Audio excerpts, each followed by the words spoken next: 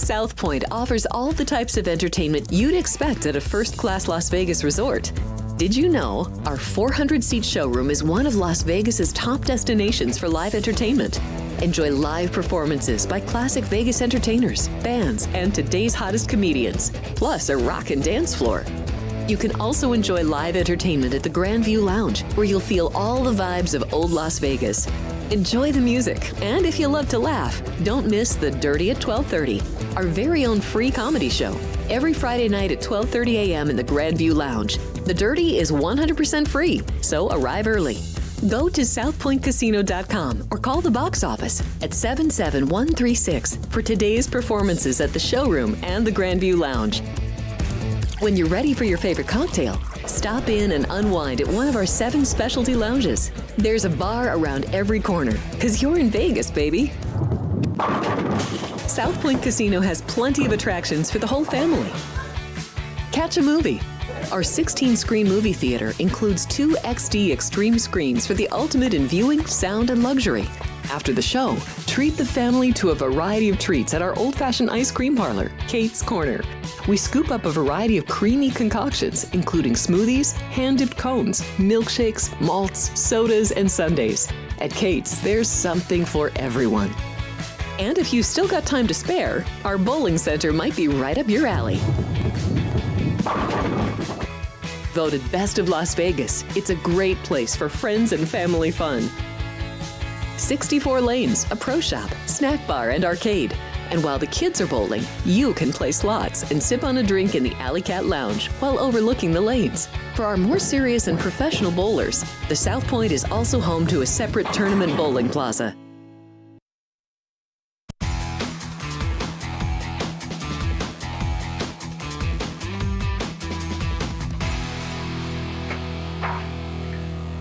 Hey folks, good morning. Welcome to Sports by the Book here at South Point Studios, actually from the Kenny White Studios this morning. College football playoffs started with a instant classic. Obviously, when you come down to a field goal with 7 seconds left to go, a game winner, that's a big classic. My opinion is Penn State should have won the game 24-17. I may have seen it one time in my life, a cornerback fall down. Just simply amazing. This just doesn't happen. So I thought it was going to be 24-17 or 24-20. I did cash my little 6-point teaser with the dog and under, just by half a point in the total, but lost my under 47 bet and was 0-3 in my prop bets because of the last interception that Drew Auer threw for Penn State, which I was very surprised at that play call. Mine would have been a draw play or a screen pass and not trying to throw the football downfield. I would have tried to get 15 yards out to the 50, and if I would have done that, then I would have thrown downfield. But I wouldn't have thrown any intermediate passes, and that's what Penn State called. So I thought that was a bad play calling. Hopefully we get as tight of a football game tonight because I'm rooting for Texas. I made the game 3. We have a 2.5-point difference between the two teams. So I should say I made the game 2.5. South Point opened 6, bet the 6.5 down to 6. The total on this game, 53.5. I made it 46, so I'm under as well. Both these teams have great defenses. Ohio State, I've got the second best defense in the country, and Texas number 6, but really, really close behind. And on median yardage, against the best competition they've played this year, Ohio State on median averages allowed 324 yards per game, where Texas averaged 298. Allowing 298. So their defense giving up less yardage against a better schedule. Texas played the slightly better schedule this season, a 115.5 average opponent. Man, that's amazing that every opponent they basically played was a really good football team. Ohio State the same, a 113.5. Now, Ohio State's 4 top games on the road and a neutral versus Oregon. I used Oregon twice. Penn State and Michigan State brings that to a really high number, but it was the same team twice. Texas has played more difficult games, so when I was able to break down the stats for each player, I only used 5 games for the Ohio State players, where I used 8 games for the Texas players because they played better defensive football teams all year long. Both these quarterbacks have had good years. Will Howard, 9.2 yards a pass, 29 touchdowns, 9 INTs. Quinn Ewers, 26 touchdowns, 10 interceptions, 7.6 a pass. Prop bets. Will Howard's median passing yards on the road, 246. And again, Texas's defense allowed just 190 to opposing quarterbacks on top quality teams. 8 games I took. So if I just average those two numbers out, I'm at like 218. Will Howard at 244. I went under Will Howard's passing numbers in this game. He could have a big game. If Jeremiah Smith does the same thing he did last game, I guess it goes over. But Jeremiah Smith doesn't have to do that. That was the best game Jeremiah Smith had this year. And Alex told me that what she had read or heard is Ohio State and Rich Day and their offensive coordinator, Chip Kelly, saved some stuff for the playoffs. Amazing that they would lose to Michigan and save this stuff for the playoffs to win in the playoffs. I mean, the playoffs are the most important part, but Michigan is the biggest game of the year, and you didn't want to lose that game. I think you want to win the Big Ten title. The loss meant they got the week off, but had to play an extra game in the playoff series. So they were very conservative in that game against Michigan. Maybe that's what they wanted to look. Let's be very conservative in this game. We know Michigan's offense is well below average, and we can shut them down. We'll run the football, and we'll beat them in a low-scoring game. But then we'll open it up against Tennessee and Oregon, and they put up 42 against Tennessee and 41 against Oregon. They even lost the turnover battle against the Vols. So money has come in on Ohio State because they are the hottest team left. They've showed the best offense. When you put up 83 points against the Tennessee and Oregon, that is very impressive. Texas has only lost to one team this year. That's Georgia. And I said they were going to get better after the first loss in week 8, that they would learn more about themselves. The offensive line got better, and they outplayed Georgia in the first half of the second meeting. They didn't capitalize. They shot themselves in the foot and then ended up losing the game in overtime. They pounded Clemson. They looked amazing against Clemson. They really did. Clemson scored first and went up 7-0, and it was 38-14 from there. And Clemson's a very good football team and well coached. They looked like they were going to run Arizona State out of the stadium and allowed them to hang around enough to take it to overtime. So that was a very lucky win for Texas. They were one play away from being eliminated. They're playing with house money. They know they probably shouldn't be here. They probably took that game as a loss and have worked harder this week in practice, I would think, to be more well prepared for Ohio State, and they will be. They've played against a great schedule. So I think it's going to be a very close game. Again, my number, Ohio State 3. I took the 6 with Texas. So props, again, Will Howard under. Quinn Ewers against the top competition that he's played this year, 232. Ohio State has given up 201 to their top quarterbacks. That's 217. Ewers is number 238.5. I went under there. It's not going to be fun for me to watch a game like this. It's always agonizing watching an under, but I do like a low-scoring game and a battle of defense, and that's what I have in this game tonight. So individual props on the running backs. Let's go over this real quick. Each running back, I just printed off my median numbers and went over each player on both teams. Rushing yardage for Ohio State, Travion Henderson has had a great year. They don't get him the ball much. They should get him the football more. 10 attempts per game on the season, the last 5 games, and against the top competition that he's played this year. And his rushing numbers are pretty close to being the same. 69 yards on the season, 74 yards in the top last 5, and then 68 yards against the top competition. So I figure he's going to be about 68. I think the defenses are above average. I know they are above average against the run. Both teams are, but I still think the talent of Ohio State, he gets 68 yards. He is at, right now, Henderson is at 51.5 yards. Rushing props, I don't mind going over. They're more predictable than the passing props, and the passing props are overinflated. So I do like over 51.5. Henderson broke off that big run in the last game against Oregon. The wide receivers are so dynamic. They are going to spread the field, and it's going to open it up for the running game. Judkins, the second back, does get more carries on the year, 13 carries per game. Last 5 games, it's been 14. Against top competition, it's just 12, though. And he gets 46 yards. Henderson's been a much more valuable back than Judkins has. Judkins' number is 55.5. I like that under because at 46 rushing yards against the top competition in the last 5 games shows me I think Trevion Henderson may get more carries in this game. So I hope I'm right. I'm married to the game under, so I should be married to under props. I do like that Judkins prop under more than I do like Henderson over. Wide receivers, Jeremiah Smith. That's the guy. He's the man. He had the big game, 187 yards on 7 catches, 2 long touchdown passes against Oregon in their last game. His season median receptions, 5. Median yards, 88. Last 5 games, it's 100. One of those games was against Northwestern. Against the top competition this year, 5 catches, 83 yards. And this is a very, very good defensive secondary, and they're very good against the pass. I don't think he gets to 83.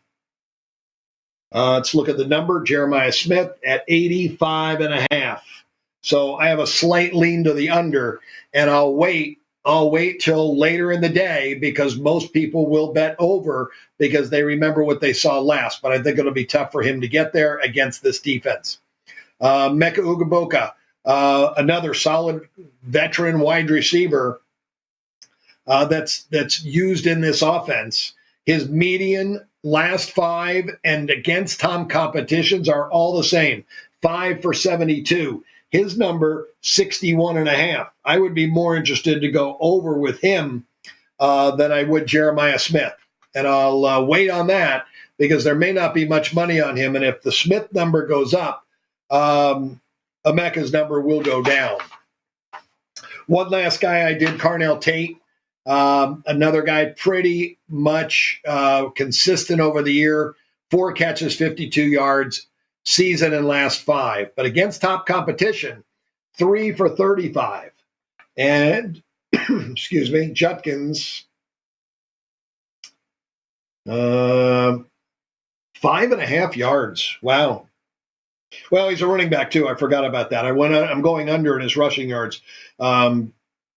That's Tate. Excuse me. That's Tate. I'll have to go back and look. Hold on. Tate, 32.5 yards. I am at 35 against top competition, and I would drop that because it's against Texas defense. Let's look at the 2 running backs, Henderson and Judkins, real quick. Henderson on the year. Last 5 games, they've used him more in the passing game. He has been much more active in the passing game the last 5. 3 for 20. Against top competition, I really can't use it because early in the year, they didn't throw to him.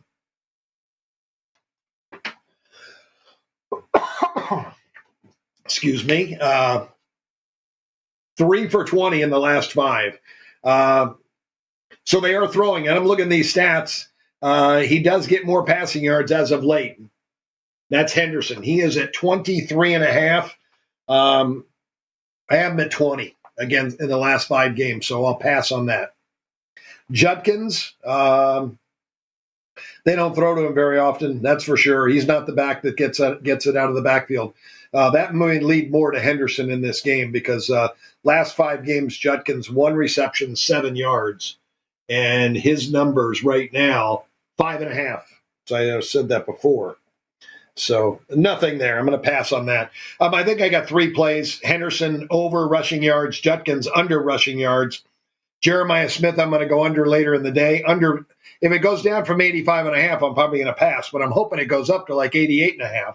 And then Emeka Egbuka over 61.5 for Texas.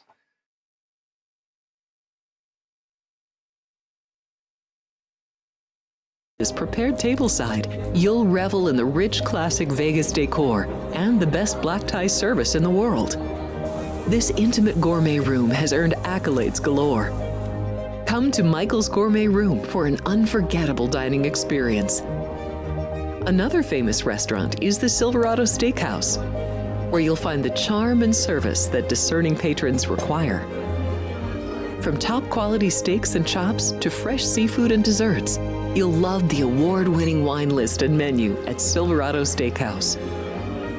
Steak lovers have even more options with primarily prime rib. Catering to hearty appetites, the menu features a variety of flavorful prime rib cuts, dry aged to ensure tenderness, and then seasoned and slowly roasted. Although prime rib is our specialty, it's not the only thing on the menu. There's something for everyone. And if you're craving a taste of Italy, come experience delicious Italian cuisine and the attentive service at Don Vito's. Our culinary team starts with the freshest ingredients and transforms them into traditional favorites. And don't forget Italian desserts. Don Vito's. Savor the taste of Italy. Finally, we have 11 amazing restaurants featuring a wide variety for every price range and appetite. South Point's Garden Buffet has something for everyone at unbeatable prices. Or, if hunger strikes in the middle of the night, join us at Coronado Cafe. The American menu offers breakfast, lunch, or dinner 24 hours a day, plus a Chinese kitchen for authentic Chinese dishes from 11 a.m. to 11 p.m. From steak and eggs to wonton soup, it's fast and friendly service 24/7. When you need a quick pick-me-up, you can find it at our state-of-the-art Starbucks just inside the main South Point entrance. Order ahead with the Starbucks app for easy mobile order pickups. Or enjoy your favorites in the relaxing dining area anytime, day or night. If you love Mexican food, Baja Miguel's has all of your south-of-the-border favorites. There are dozens of classics to choose from, like fajitas, ceviche, chimichangas, tacos, and more. And for spirit lovers, Baja's colorful non-smoking tequila bar is right outside.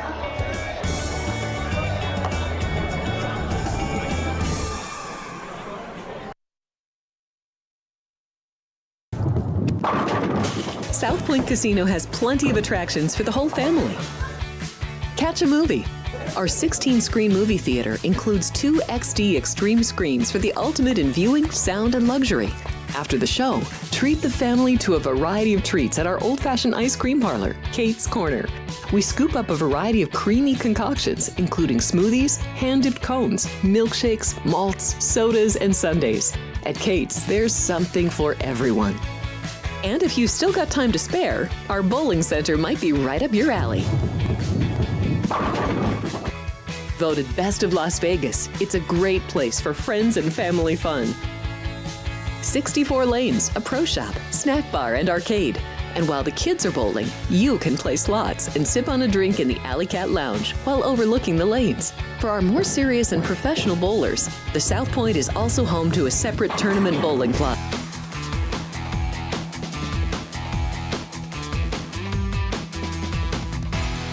Hey, welcome back, folks. Little technical difficulties. First time that's happened. I've frozen up. I kept talking, though. Ohio State, let me give the running backs. Not sure where I was lost and froze in time, but Trevion Henderson, I'm looking over 51.5 yards for Ohio State. He's been their big back to end the season.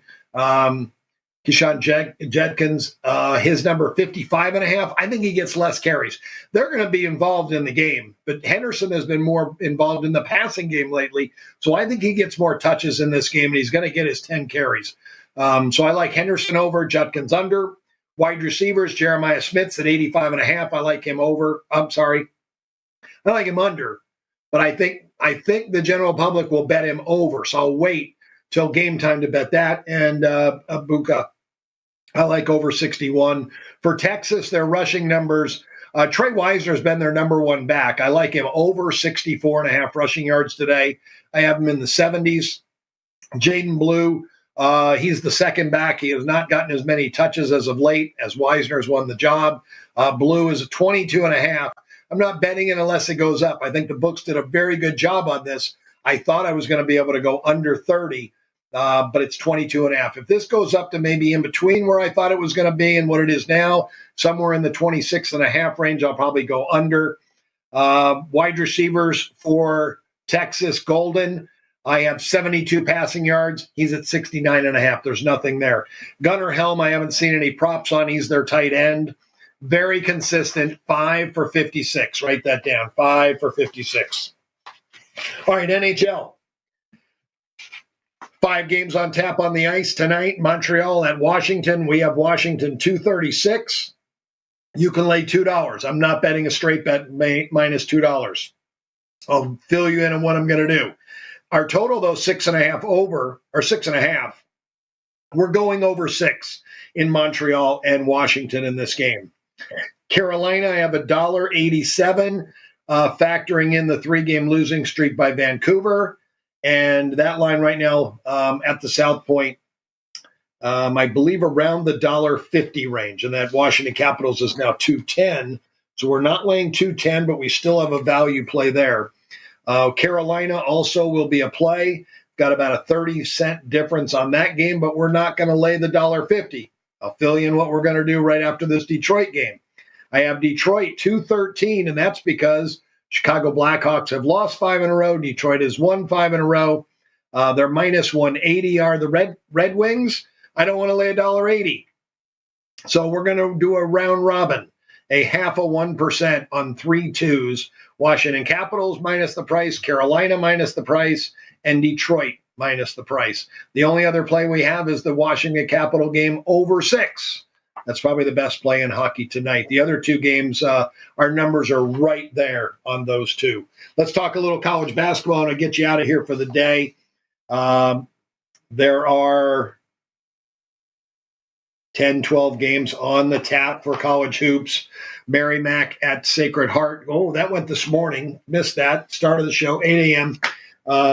I had it under. I bet under 139. I wonder how I'm doing. Let's check on the show and see if I'm winning any money while I'm working.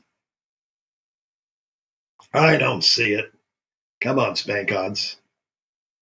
It's one thing I don't like about the Bank Odds screen. The games that start to go to the bottom of the screen because you're not betting. One 39-30 early second half. So they had 67 in the first half. That's 134, but that's about what was expected. So it's probably right on the number right now. Kent State at Buffalo. Kent State won both games last year in the series. I made them 12. They're 10.5. There's no value there. The total 139, my total 139, it's 144. A little lean to the over, or I'm sorry, for me to the under, a little lean to the under. But Buffalo likes to play fast, and they're a horrible defensive team. Kent State, very good defensively. They could help that game stay under. But I'm going to pass. There's too many other good plays. We'll pass on that game. St. Peter's is at Niagara. These 2 teams split last year on each other's home court. And the last time they played was at St. Peter's. Niagara beat them there. So that's a revenge factor for me. Even though they split on the season, the last game is what counts the most because that's what people remember the most. The St. Peter's players remember getting beaten at home, and Niagara remembers winning there. So I have St. Peter's 2 without the revenge factor. Now I make them 4.5. South Point has Niagara 1.5, so I'm going to take the points with St. Pete's. I'll also like the game under the total. My total 121.5. It's 127 right now.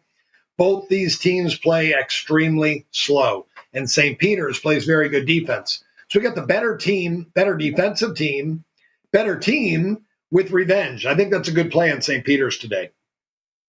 Mount St. Mary's and Manhattan, the numbers are extremely close. I made Manhattan 1.5 and 155.5. They're currently 2.5 at the South Point and 152. So that's a pass. Iona is at Fairfield. Revenge factor for Iona. They won the season series last year. They beat Fairfield twice. But when they played in the conference tournament, Fairfield knocked the Gales out. So that's a revenge factor. Iona remembers losing in the conference tournament. They'll be extremely ready for this game. I made them 1 with a 2.5 point adjustment. I make them 3 if we can lay 1, which that's the number at the South Point right now, I'm going to lay 1. I'd rather probably maybe bet the money line at minus 115. You're giving me a full point for 5 cents. So I'm going to bet the money line on Iona at pick. The total, I made 158. It is right now 145.5 at the South Point. I like it over. Both these teams, middle of the pack when it comes to tempo, but defensively, Fairfield is horrendous. So I think that Iona can put up a big number in this game. I have them scoring 79 points. I think they get 80 tonight in this game. So Iona and over there in that one. Ryder at Canisius. I have the game 4.5. I think it's right there. It's at 3 at the South Point right now. We'll pass. My total 144. It is 139. Not really interested in the over because both of these teams play extremely slow. The advantage you would have betting over is both are really bad defensively. So even though they do play slow, maybe they might be more efficient on offense because both teams' offenses are better than their defense. So that's something I may look at. I may go back and look a little bit more latency of how they've played in the last 5 games. Minnesota is at Wisconsin. I made Wisconsin 15, but we have a revenge factor here. They only played once last year. They played in Minnesota, and the Badgers won the game 61-59. So I dropped 2.5 points off my number. So instead of being 15, I now have 12.5. But the number at the South Point, 13, just too sharp. I'm not going to bet that game. My total 138. It's 142. I like to have a 5-point difference. I'm going to pass because Wisconsin's offense has been tremendous. They've put up a lot of points. They've been a very good over team this year. Greg Gard 11-4 to the over. So I'll pass that total. Siena at Quinnipiac. Another revenge game. Quinnipiac won both games last year. I made them 5.5. When I factor in the revenge, I make this 3. At the South Point, you see that's pretty much the market number, 6.5 on Quinnipiac. I'll take Siena plus 6.5 in this game. I made the total 131.5. So I feel it's a low-scoring basketball game. Jerry McNamara, I think, is going to be a good head coach. First year, though, being a head guy at Siena, so it's going to take him some time. But he is 9-6 ATS. Where Quinnipiac is 5-9 ATS this year. So we're taking the team who's had the more overachieving season plus points with the Saints. And the under, Siena's been playing very slow. Both these teams' defenses are better than their offenses, especially Quinnipiac's. They're very good, better than average defense they play. But I think that we've seen strides out of Siena as well. So low-scoring game, taking the points, going under plus the points. UCLA at Maryland. Amazing, this UCLA team.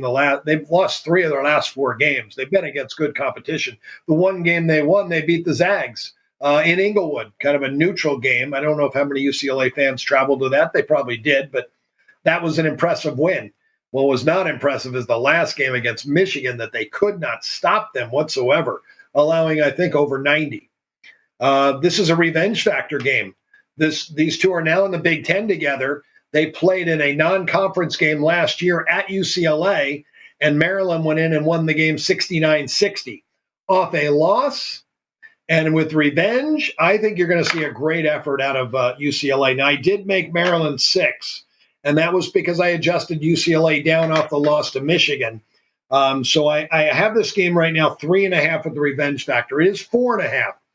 But this is one of those plays that the math says it should be 3.5. My feeling is off that bad loss and knowing they have revenge, and I really think UCLA is a little better than what they've shown in the last 4 games, then I'm taking the points. I think this could be a very close basketball game. I like UCLA plus 4.5 here. Total-wise, I went under. I made it 131.5. You can get under 138 right now at the South Point. Toledo hosting Central Michigan. Not a lot there. I was looking to maybe back Toledo, and I may still. Central Michigan won the only meeting last year, 65-62. I do like both coaches. Tony Barbie's done a nice job improving Central Michigan. They are 5-5. Toledo 8-5 on the year ATS and 2-1 at home. So with no revenge factor, I'm playing Toledo here. I'm going to lay the 4 with the Mud Hens. They might not be the Mud Hens. That might be the minor league team. Wagner, and then real quick here, with the last 4 games on the extra board, because I have 2 good plays. Wagner is at Central Connecticut. This total is at 119.5. And I made it 99. These are 2 very slow teams. Wagner especially plays extremely slow, and they are horrible on the offensive end. Wagner couldn't hit water if they were in a boat, throwing the basketball out of the boat. It wouldn't hit the water. It would land back in the boat. That's how bad offensive team. Now, they lost both regular season games last year to Connecticut, but they won the conference tournament. I think you're going to see Central Connecticut very fired up to play this game, but I made it 11.5 and it's 10. So I'm passing there. Value, really solid value on the under 119.5. Fairleigh Dickinson, I'm going to skip a game to go to Fairleigh Dickinson in Lemoyne. This is a revenge factor game. I have Fairleigh Dickinson a 5-point favorite without the revenge. These 2 teams won on each other's home courts last year, and then Lemoyne won the conference tournament game. So Fairleigh Dickinson remembers that, looking to get revenge. Jack Castleberry, that was his first year. I'm sure he's ready to go this time. Both these teams, very poor defensive teams. They play a little up-tempo. I'm not really worried about the total, even though I like it over a little bit. I'm more interested in betting this side because I have such a nice advantage on the side. So Fairleigh Dickinson plus the 1, write that down. Make sure you watch all the great shows at the South Point Studios. Sports by the Book, Monday, Tuesday, Wednesday. Alex White Night, 9 a.m., 9 o'clock on Thursdays. Jeff Parles has been taken over there. Saturday, Sunday, you'll catch Alex and Jeff.